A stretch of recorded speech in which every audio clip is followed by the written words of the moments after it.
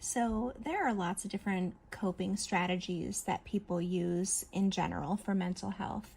And I think if you think through it, a lot of it has to do with what is your favorite thing to do and what takes your mind off of things or what helps you work through things.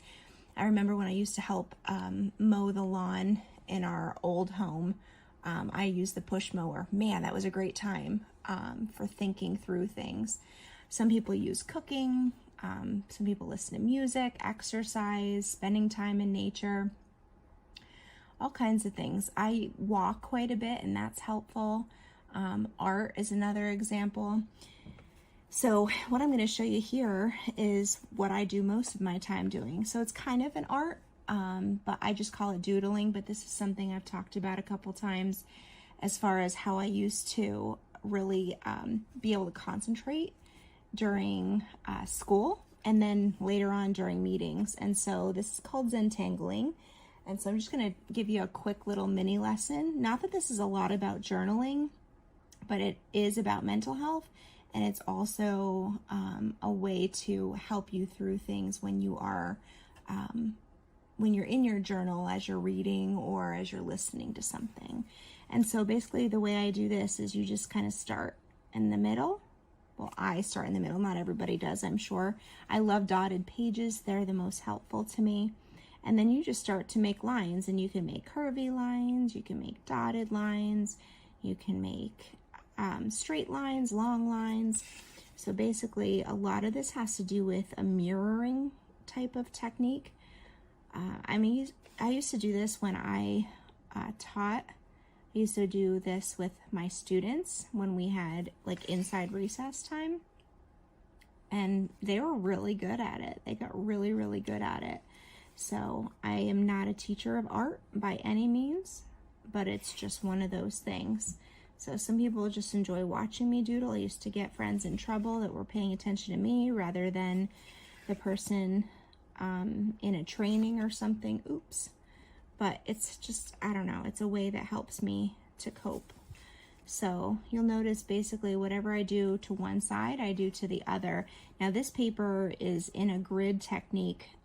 There are ones that are more in a circular technique, that kind of thing. So that would be a different way as well. So basically I just look at the different dots and figure out how I can connect them in different ways. So just, yeah, thinking through like, what are things that you like to do in your spare time, if you have any, right? That just give you some comfort. Driving is one of the times that I really struggle. I feel like it's a waste of time. I know some people love to drive. And so obviously I can't doodle while I'm driving, right? I do listen to music and that kind of stuff. But it's definitely a place where anxiety can creep in, and that's important to notice about yourself. Where do you get those anxious thoughts? Where do you have trouble just, working through problems in your life, either related to yourself, your health, your family, whatever it may be? So you'll notice here I colored in, so I colored in for all of them. Now I'm going to go over here and do this. Yeah, so art is one of those fun kind of things because I believe everyone is an artist in some way. I cannot draw a person at all. I remember trying to draw when I was teaching, and my kids thought I was a great artist. Ooh, it was awful. But that's okay. So, you might be good at landscape drawing, or landscaping. That's another cool thing. When I look outside, I have no idea. I am not good at keeping plants. I like them, but I generally buy fake ones because it's just not something that works well for me. So yeah, so this is Zentangling, and it's basically, just drawing lines. I know you could do it too if you wanted to, but sometimes I do this when I'm watching TV or listening to music Or like I said, I used to do it a lot when I was in training sessions that I had to listen. I'm not good at sitting and listening very long. Doesn't mean I'm bored, it just means I need something else to do. And there's a lot to be said about the process of actually drawing, having something in your hand while you listen. There's a lot of research out there. I actually have that in my book too, about just that importance of being able to use both sides of your brain to do things. I am not very much into exercise.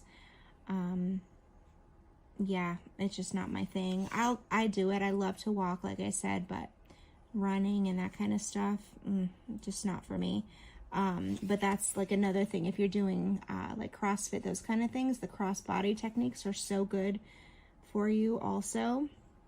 I used to do exercises and stuff with my students because it's another good way to do it. We used to learn like letters and numbers and stuff while like singing and that kind of thing. Oop, I got mixed up here. So yeah, the one cool thing about Zentangling when I started learning about it, one of the things that they say is there are no mistakes. And so I used to teach that to my students as well. And so when they, oh, I made a mistake, this didn't work, I'm like, what can you add to it? What can you do with it differently? Whatever. So it's kind of cool because you can make it whatever you want it to be. It almost looks kind of like a kaleidoscope type thing.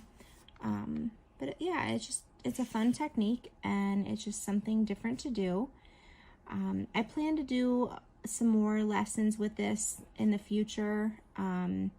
So if this is something that you're interested in, please don't hesitate to reach out. Like I said, by no means do I feel that this is like an art form that's like in awe. It's just the coping strategy that works well for me. And if it's something you want to learn more about to help you, then by all means, do it.